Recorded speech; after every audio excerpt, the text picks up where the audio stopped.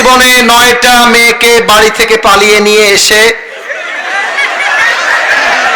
বন্ধুদের সাথে বিয়ে দিয়েছি, কারণ তাদের মধ্যে হারাম সম্পর্ক ছিল এবং তাদের পরিবারের কেউ তাদেরকে বিয়ে দিতে রাজি ছিল না।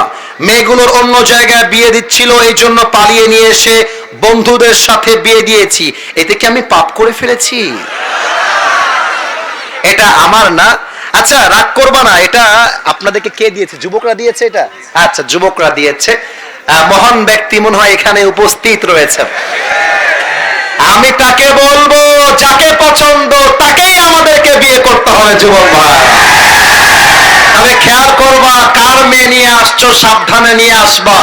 ভুলে ভালে ভিন্ন মেয়ে তুলতে গেলে কিন্তু তোমার পিঠের চামড়া একটাও থাকবে না। তবে আমার যেটা মনে হয়, পালিয়ে বিয়ে করাটাকে আমি সাপোর্ট করি না, ইসলামও সাপোর্ট করে না। তবে যারা পালিয়ে বিয়ে করে এরা সাদে সাদে পালিয়ে বিয়ে করে না, আরে দেয়ালে পিঠ থেকে মানুষ পালিয়ে বিয়ে করতে বাধ্য হয়। আমার তো মনে হয় যুবকের বাপ যদি যুবককে রাইট টাইমে বিয়ে দিয়ে দেয়, আরে পালিয়ে বিয়ে করবে কেন? ধুমধাম করে সবার সামনে বিয়ে হবে। এখন দেখা যায় যুবকটা বিয়ে করতে চায়, বাপ বলে তুই তোর নিজের পায়ে দাঁড়িয়ে তারপরে বিয়ে করবি। মেয়েটা বিয়ে করতে চায়, বাপ মা বলে তোর বয়স এখনো 18 হয় নাই। আমি দর্শনার কাছে প্রশ্ন রাখতে চাই, 18 বছরের আগে যদি একজন মেয়ে বিয়ে করতে না পারে, 16 বছরের মেয়ে টিকটকে নেচে বেড়ায়, এই আইনটা কোথায় থেকে আসবে যুবক ভাই? 16 বছরের মেয়ে টিকটকে নাচতে পারবে, পার্কে গিয়ে প্রেম করতে পারবে, হোটেলে গিয়ে বয়ফ্রেন্ড নিয়ে নষ্টামি করতে পারবে, হালাল ভাবে বিয়ে করতে পারবে না। এটা প্রমাণ হয়ে যাচ্ছে পার্লামেন্ট চলছে আল কোরআন দিয়ে নয়, পার্লামেন্ট চলছে পশ্চিমা আমেরিকার সভ্যতা দিয়ে যুবক ভাইরা। আল্লাহ যুবকদেরকে হালাল ভাবে বিয়ে করার তৌফিক দান করে পড়েন সবাই আমিন। এখানে যুবকদের প্রায় প্রশ্ন সেম। অনেকে বিয়ে করতে চায়, আব্বা আম্মা বিয়ে দিতে চায় না।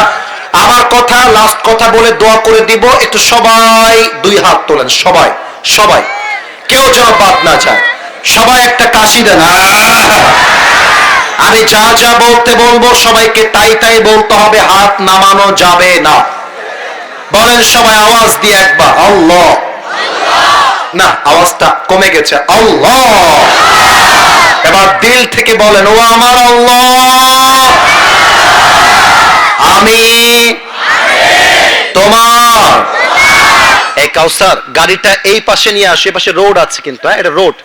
বলেন আরেকবার, আমি তোমার শাহী দরবারে দিল থেকে তওবা করছি। এদিকে কত আওয়াজ রে বাবা, আপনাদের আওয়াজ কম পেলাম কেন? তওবা করছি। আল্লাহ, তুমি আমার জীবনের সব গুনাহ মাফ করে দাও। একটু জবান খুলে বলেন তো আমি, আর একটু জোরে বলেন তো আমি।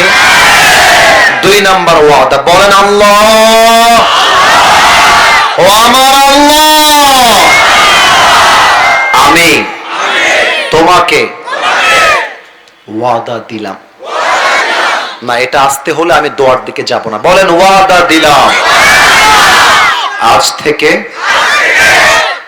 1 ওয়াক্ত নামাজ। না, হাসি মুখে না, সিরিয়াস হয়ে। হ্যাঁ, এটা খুব দামি একটা ওয়াদা। বিশ্বাস করেন, একটা যুবক যদি এই ওয়াদা পালন করতে পারে, আজকের মাহফিলটা সফল হয়ে যাবে। ঠিক কিনা বলে? বলেন ওয়াদা দিলাম, আজ থেকে 1 ওয়াক্ত নামাজ। और भी जोर से बोलो, নামাজ। আর কখনো ছাড়বো। এবার হাতটা উঁচু করে ধরেন, আমার মতো আমার দিকে তাকান, বলেন ছাড়বো না। হাতটা নড়ে নাই রে ভাই, ছাড়বো না। বলেন সবাই আওয়াজ দিয়ে ইনশাআল্লাহ। এবার হাত নামিয়ে সবাই ডাক দেন, বলেন আসিফ হুজুর। আর একটু জোরে কর না দেখি ভাইজান, আসিফ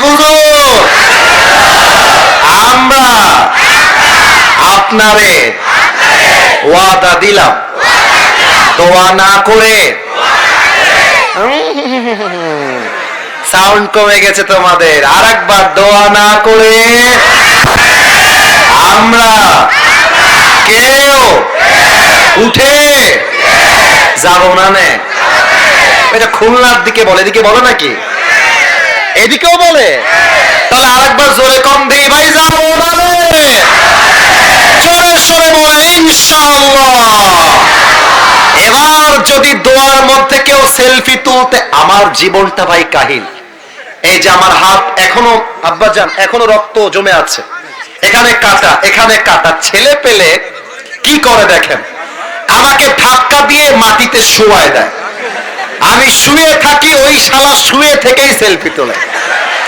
এই সেই দিন নীলফামারীতে মাহফিল ছিল, আমাকে শুয়ায় দিল ধাক্কা দিয়ে, কমিটিও শুয়ে গেছে, সেলফি তুলতেছে। আমি বললাম কি রে শুয়ে থাকেন না বাবা? বলছে হুজুর আমার বউ বলেছে সেলফি তুলে বাড়িতে আসতে হবে। তো এই জন্য আমরা কোনো মারামারি চাই না, দোয়ার সময় নো সেলফি। আমি যখন নেমে যাব, আরে আমি দর্শনায় বছরে একবার এসেছি, হাতও মেলাবো, সুযোগ থাকলে সেলফি তুলে বাসায় যাবো ইনশাআল্লাহ। আলহামদুলিল্লাহ।